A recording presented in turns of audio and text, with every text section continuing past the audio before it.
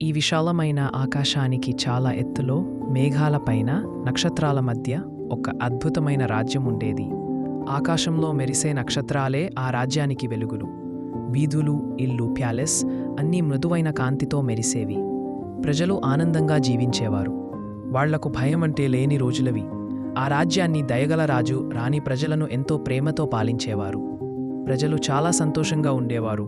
నక్షత్ర వెలుగుల్లో వారికి చీకటి అంటే ఏంటో కూడా తెలియదు. కానీ ఆ వెలుగుల మధ్య ఒక చిన్న హృదయం కొంచెం ఒంటరిగా ఉండేది.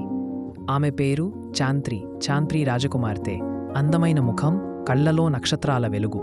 ఆమె నుదిటి మీద ఒక చిన్న నక్షత్రం ఉండేది. అది మీకు పుట్టుకతో వచ్చిన బహుమతి. అకస్మాత్తుగా ఆమె నుదిటిపై ఉన్న నక్షత్రం వెలుగులో మార్పు జరుగుతుంది. ఏదో అశుభం జరగబోతుందని దాని సంకేతం. ఆమె నవ్వేది, అందరితో మెలిగేది. కాని ఆ నవ్వు వెనక ఒక్క చిన్న బాధ దాగి ఉండేది. అందరూ ఉన్న అమ్మనాన్నతో కొంత సమయం కూడా ఉండేది కాదు. చాలా ఒంటరిగా బొమ్మలు గీసుకుంటూ బాధపడుతోంది. రాజు, రాణి ఎప్పుడూ రాజ్య వ్యవహారాల్లో బిజీగా ఉండేవారు. సభలు, సమావేశాలు, ప్రజల సమస్యలు. వాళ్లకు రాజ్యం ముఖ్యం. కాని చాంత్రికి మాత్రం అమ్మ నాన్నలతో గడిపే కొంచెం సమయం కావాలి. ప్రతిరోజు రాత్రి తన గది కిటికీ దగ్గర కూర్చుని ఆకాశాన్ని చూస్తూ ఉండేది. నక్షత్రాలను చూస్తూ మనసులో అనుకునేది, ఈ నక్షత్రాల్లాగే నాన్న అమ్మ కూడా నాతో కాస్త వెలిగితే ఎంత బాగుండేది. అలా ఒక రోజు, అలా ఒక రాత్రి ఆకాశం ఒక్కసారిగా మారిపోయింది. ముందు ఎప్పుడూ మెరిసే నక్షత్రాలు ఒక్కొక్కటిగా మసకబారాయి. వెలుగు తగ్గింది, చీకటి పెరిగింది. రాజ్యం మొత్తం నెమ్మదిగా చీకటిలో మునిగిపోయింది. వీధుల్లో భయం, ప్రజల హృదయాల్లో ఆందోళన. ఆకాశంలో ఉన్న మహానక్షత్ర దీపం మెల్లగా పూర్తిగా ఆరిపోయింది. ఇంతకు ముందు ఎప్పుడూ అలా జరగలేదు. రాజు, రాణి ఆందోళన చెందారు, ప్రజల పూజలు చేశారు. కాని చీకటి మాత్రం తగలేదు. అప్పుడు చాంత్రి నుదిటిపై ఉన్న చిన్న నక్షత్రం అసాధారణంగా మెరిపింది. ఆ వెలుగు ఆమె గది మొత్తాన్ని నింపింది. ఆమె ఉలిక్కిపడింది, చుట్టూ చూసింది. ఆ వెలుగు మధ్యలో ఒక ఆకాశపు తారలాగా తారక ప్రత్యక్షమైంది. ఆమె స్వరం ప్రశాంతంగా ఉంది, కాని శక్తితో నిండింది. ఈ రాజ్యాన్ని మళ్లీ వెలిగించగలది నువ్వే. చాంత్రి ఆశ్చర్యంతో అంది, నేనా? నేను చిన్నదాన్ని, నాకు ఏమీ తెలియదు.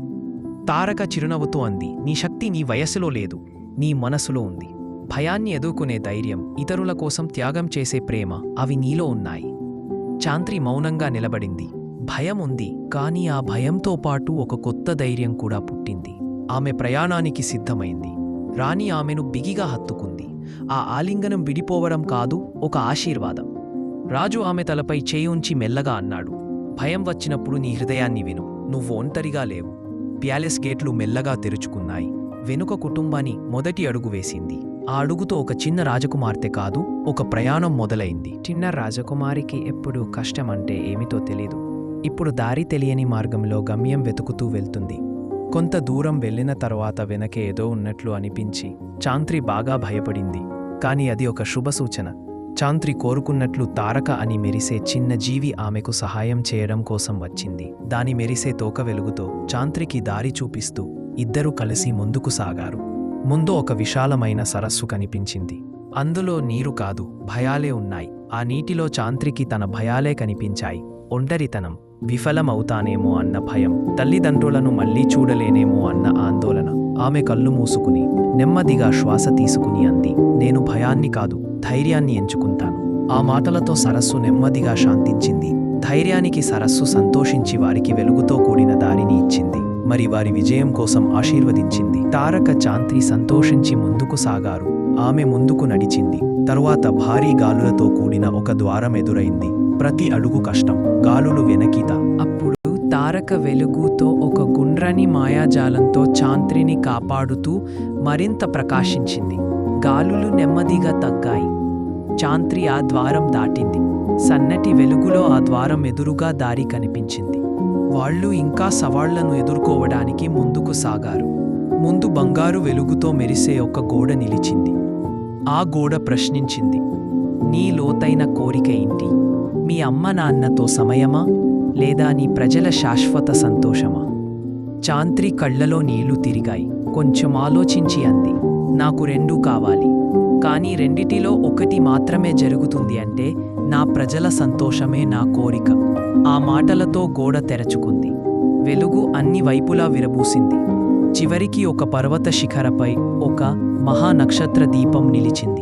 చీకటిలో మౌనంగా ఉంది. చాంత్రి కళ్ళు మూసుకొని వాళ్ల రాజ్యం రక్షణ కోసం మనసులో లోతుగా కోరుకుంది. ఆ క్షణంలో నుదిటి నక్షత్రం సూర్యుని వలె మహాకాంతివంతంగా వికసించి బద్దలైంది. అందులో కొన్ని ముక్కలు వెళ్లి అక్కడున్న మహానక్షత్రాన్ని తాకాయు. మహానక్షత్రం మళ్లీ జీవం వచ్చినట్లుగా సూర్యుని ఆశీర్వాదంతో ఎంతో ప్రకాశిస్తుంది. ఆ వెలుగు ఆకాశాన్ని నింపింది. నక్షత్రాలు మళ్లీ జీవించాయి. ఆమెకు పుట్టుకతో వచ్చిన బహుమతి ఆమె నుదిటిపై ఉన్న చిన్న నక్షత్రం మాయమైపోయింది. అదే వాళ్ళ రాజ్యాన్ని, రాజ్య ప్రజలను రక్షించింది. చీకటి వెనక్కి వెళ్ళింది. రాజ్యం మళ్లీ వెలుగులో మునిగింది. ప్రజలు ఆనందంతో కేకలు వేశారు. రాజు రాణి చాంత్రిని బిగిగా హత్తుకున్నారు. ఆ కళ్ళలో గర్వం, ప్రేమ, ఆనందం అన్నీ ఉన్నాయి. ఇకపై మన సమయం మన కుటుంబానిదే అని వారు వాగ్దానం చేశారు. ఆ రాత్రి రోజు రాజు రాణి చాంత్రి నక్షత్రాల కింద కూర్చొనేవారు. చాంత్రి తల్లిదండ్రులతో సమయం గడపాలి అనుకున్న కోరిక కూడా తీరుతుంది. చాంత్రి చిరునవ్వుతో ఆకాశాన్ని చూసింది. ఆ రోజు నుంచి ఆ రాజ్యంలో చీకటి మళ్లీ రాలేదు.